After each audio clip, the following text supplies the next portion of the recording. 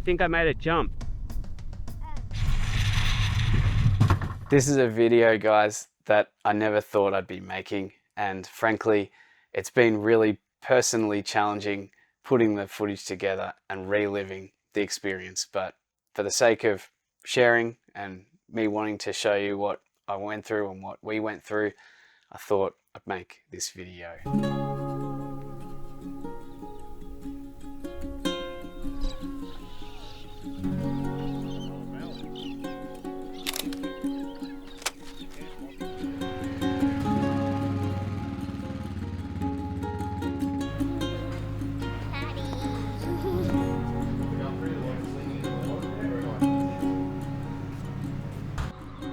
Gentle fast space.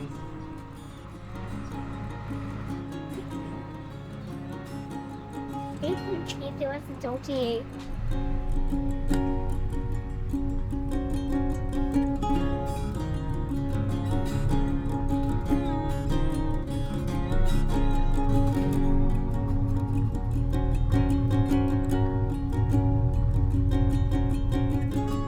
We hadn't far left Mount Dare on Vin's track, maybe 20-30k at most. The sun was low in the sky and it was bright, and we were in that transition period getting into dune country, heading into the desert, and it was beautiful.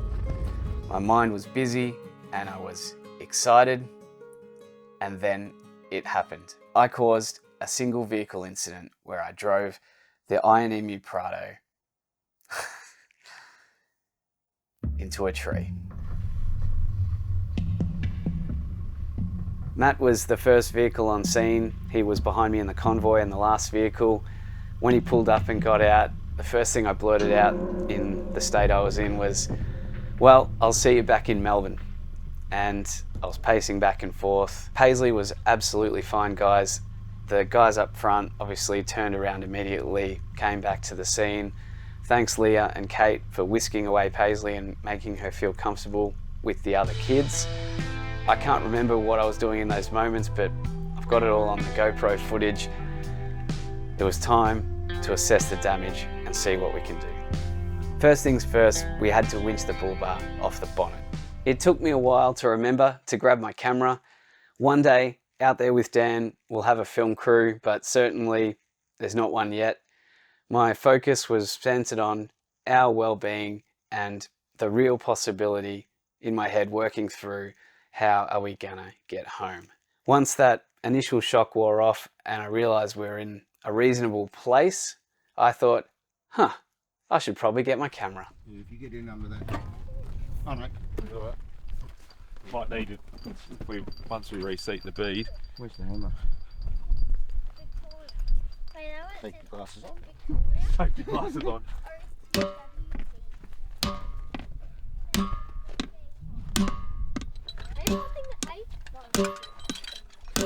Get some air in it. You'll be right, mate. I just feel like an idiot, that's all. Paul was behind the mic there, a bit hard to hear.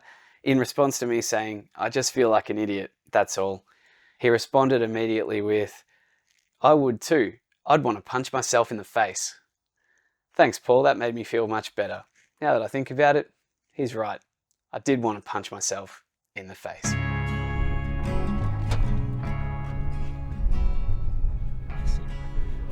There's not a gap in there, is there? The clips were all dodgy to start with, so. Now we'll do it. Bit of both.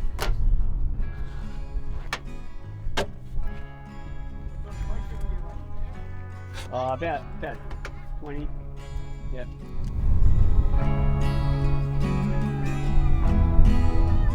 That's our time marked. One, look, 1 foot here, 1 foot here. That's where the tires went. You can see them on the ground. Is that poison? Dad, come here.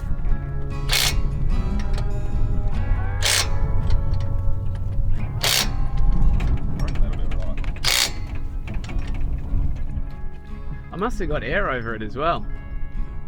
Yeah. Like Because it's a fair mound, and then there's huge logs that would have gone I think underneath. that's a fair assumption, Dean.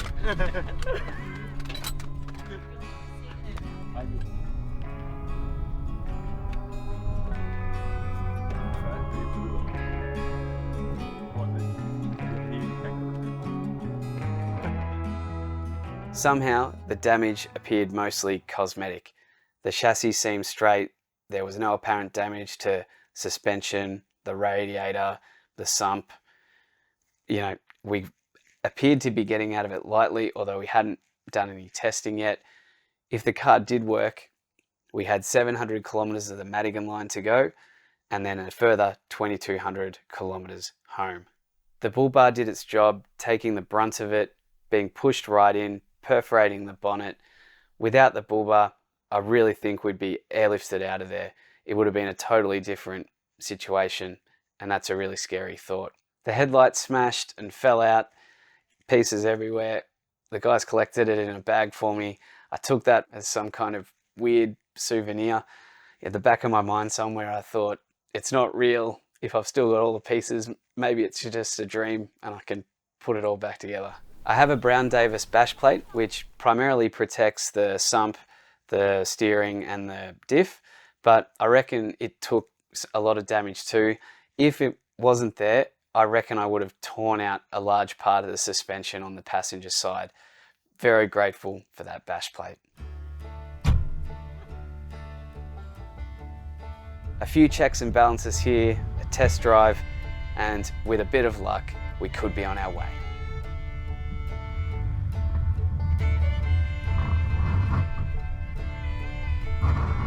If after all this, all I have to deal with is a wheel scrubbing on the inner guard, I'll take it.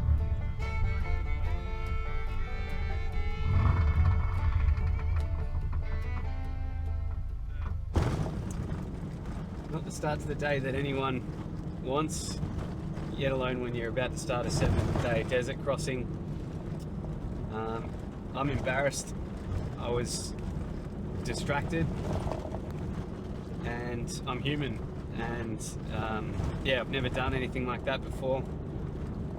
Once the adrenaline and I guess the initial disappointment and excitement wears off, I'm just left thinking, well, what if that tree was a little stronger or a little bigger? You know, I've got the most important bit of cargo in my life in the back seat right now, and you know,